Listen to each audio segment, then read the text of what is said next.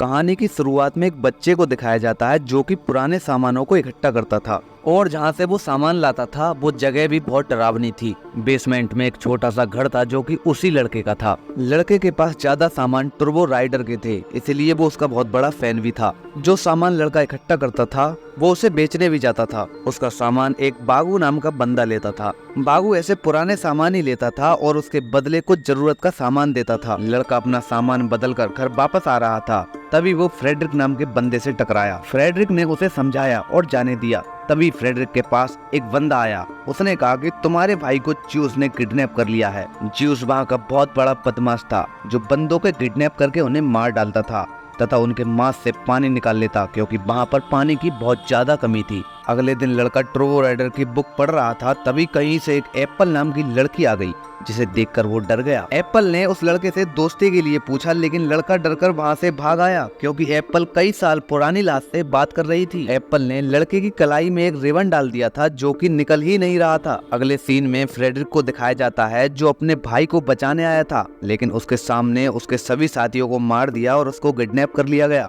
अगले दिन की सुबह हुई और लड़के की आंख जैसे ही खुली उसने एप्पल को अपने सामने पाया, जो कि उसने रिबन की वजह से लड़के को ढूंढ लिया था। तभी एप्पल और उस लड़के की दोस्ती हो जाती है। लड़का एप्पल को बताता है कि वो पुराने सामानों को ढूंढने जाता है।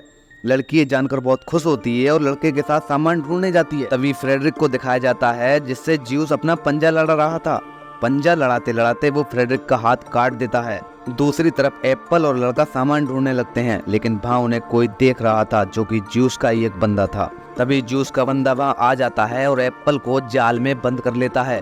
ये देखकर लड़का डर जाता है और वहाँ से भाग जाता है। भागते भागते वो जमीन में एक प्लेन के अंदर गिर जाता है जो कि एक टर्बो राइडर का प्लेन था। वहाँ से लड़के को टर्बो राइडर का एक सूट मिल जाता है जो कि नॉर्मल सूट नहीं था, वो सूट फायर भी कर सकता था। सूट को पहनकर लड़का एप्पल को ढूंढने निकल जाता है और रास्ते में उसे ज्यूस का बंदा मिल जाता है। लड़का उसको एक टर्बो राइडर का पंच मारता है और ज्यूस का बंदा वहीं पर ढेर हो जाता है। लड़का एप्पल को ढूंढते हुए ज्यूस के ठिकाने तक आ जाता है और उससे एप्पल को वापस करने के लिए कहता है, लेकिन ज्यूस उसे भी बंदी बना लेता है। लड़का पंच मारने की कोशिश करता है, लेकिन वो दोबारा से रिचार्ज हो रहा था। तभी फ्रेडरिक उन्हें समझाता है कि हमें लड़कर यहाँ से निकलना होगा। तभी वहाँ ज्यूस के बंदों से लड़ाई होने लगती है। वे लड़ाई जीतने ही वाले थे, तभी ज्यूस एप्पल को गोली मार देता है। इतने में ही लड़के का पंच भी चार्ज हो गया और उसने वहाँ 2 बंदों को मार दिया। ज्यूस ये देखकर डर गया और वहाँ से उनको भागने दिया। लड़का जब एप्पल को लगी गोली को देखता है तो उसे पता चला कि एप्पल कोई इंसान नहीं है बल्कि एक रोबोट है, लेकिन एप्पल एक अच्छी रोबोट थी, इसीलिए लड़के ने उसे नहीं छोड़ा। तभी एप्पल अचानक से ऑफ हो जाती है और अपने आप ही ऑन हो जाती है। एप्पल बताती है कि वे गोली लगने से उसके हर्ट कम हो रहे हैं और वो जल्दी ही हमेशा के लिए ऑफ हो जाएगी। तभी रास्ते में लड़के को बागू मिलता है जो कि अपना सामान बांधकर वहाँ से भाग रहा था। लड़का बागू से पुराने रोबोट की जगह पूछता है और एप्पल को लेकर वहाँ चला जाता है। तभी एप्पल दोबारा से ऑफ हो जाती है। इधर बागू को ज्यूस के बंदे पकड़ कर ले जाते हैं। तभी रात का समय दिखाया जाता है जिसमें लड़का एप्पल के साथ बैठा बातें कर रहा था। उसे एप्पल से प्यार होने लगा था, लेकिन एप्पल तो एक रोबोट थी, वो उसकी फीलिंग को कैसे समझती। तभी बागू को दिखाया जाता है जो कि ज्यूस की कैद में था। ज्यूस बागू से एप्पल और उस लड़के का पता पूछता है। बागू डर के मारे सब बता देता है। बाद में ज्यूस बागू को भी मार देता है। इधर ज्यूस के बंदे उस लड़के तक पहुंच जाते हैं, लेकिन उनसे पहले ही एप्पल और वो लड़का वहां से भाग जाते हैं।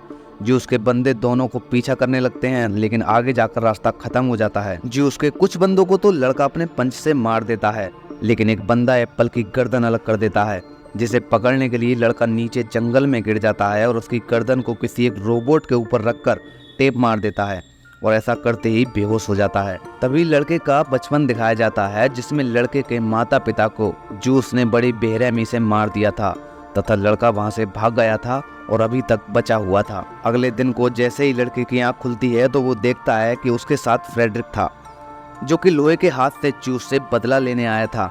इधर एप्पल को भी होश आ जाता है। ज्यूस के साथ तो कई सारे बंदे थे, लेकिन इधर 2 ही लोग थे और लड़के के पास उसका पंच भी नहीं था, लेकिन फिर भी वो लड़ने लगते हैं।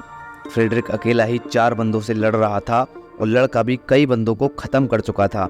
तभी ज्यूस के साथ वाली लड़की लड़के को मारने लगती है और उसे अपने पैरों के नीचे दबा लेती है। इतने में ही पीछे से एप्पल आ जाती है और उस लड़की का पेट फाड़ देती है और लड़के को उसका पंच भी दे देती है जो कि वहां गिर गया था। तभी पीछे से ज्यूस एप्पल को गोली मार देता है और साथ के सभी साथियों को एक एक करके गोली मारने लगता है।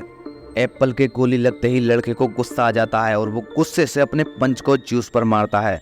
ज्यूस नीचे गिर जाता है। लड़का ज्यूस के सारे साथियों को एक एक करके मार देता है और एप्पल भी होश में आ जाती है। एप्पल के होश में आते ही लड़का बहुत खुश होता है और एप्पल को किस करने लगता है, लेकिन ज्यूस अभी मरा नहीं था। वो दोबारा से लड़के के सामने आता है।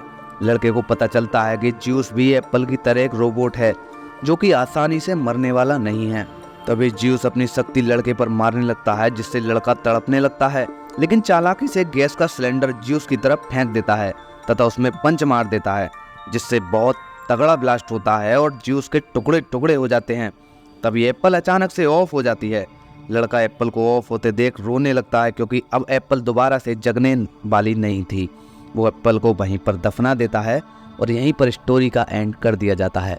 दोस्तों, अगर आपको स्टोरी अच्छी लगी हो तो यार वीडियो को लाइक करके जाना और ऐसे अच्छी वीडियो देखने के लिए हमारे चैनल को सब्सक्राइब कर लेना।